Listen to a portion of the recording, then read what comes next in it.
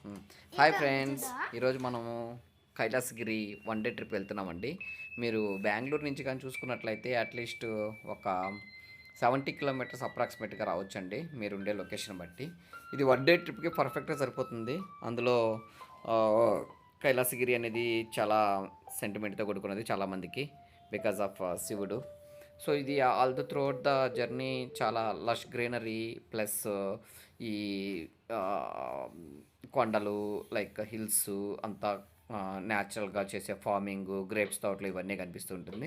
If మీరు చూసినట్లయితే ఇవి త్రూఅవుట్ విలేజ్ ద్వారానే జర్నీ అనేది స్టార్ట్ అవుతుందండి. ఇక్కడ నేను వచ్చేసి ఫాస్ట్ ఫార్వర్డ్గా పెట్టేశాను బికాస్ ఆఫ్ ద జర్నీ. తర్వాత మీకు ఈజీగా ఇంట్రెస్ట్గా ఇది అవుతుందని.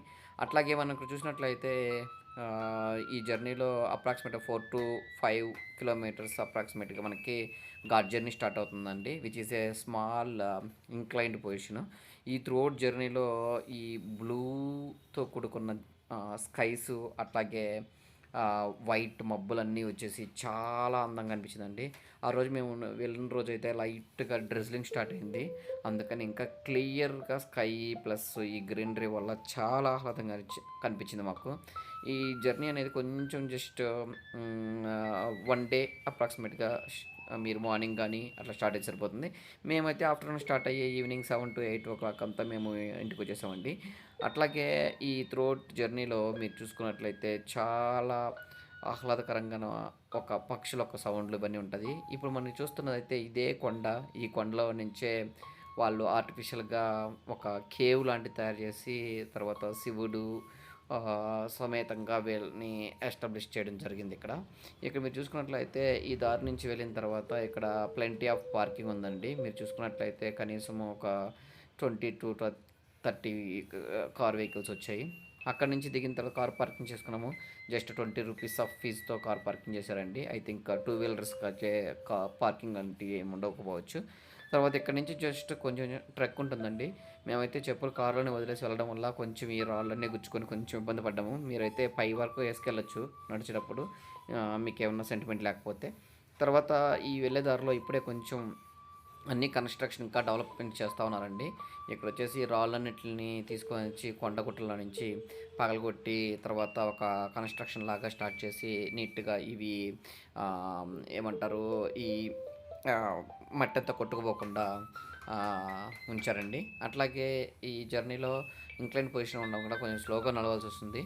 అట్లాగే కాళ్ళు ఈ చిన్న చిన్న రాళ్ళు వల్ల గుచ్చుకుంటున్నాయి. ఇప్పుడైతే నాకు తెలిసి ఇంకా ఇంకొక అనదర్ 1 or 2 yearsలో చాలా నీట్గా దీన్ని ఇది చేస్తారు. సో ఇదైతే కొండ అండి. ఈ కొండలో నుంచే మనము లోపలికి వెళ్ళిన తర్వాత దర్శనం చేసుకోవచ్చు. ఇక్కడ మీరు చూసారంటే ఎంత బాగున్నాయో మబ్బులు అన్నీ కానీ. ఈ మబ్బులు బ్లూ కలర్లో ఉండేసి వైట్ కలర్ మబ్బులు అసలు చాలా ఆహ్లాదకరంగా ఇచ్చాయండి.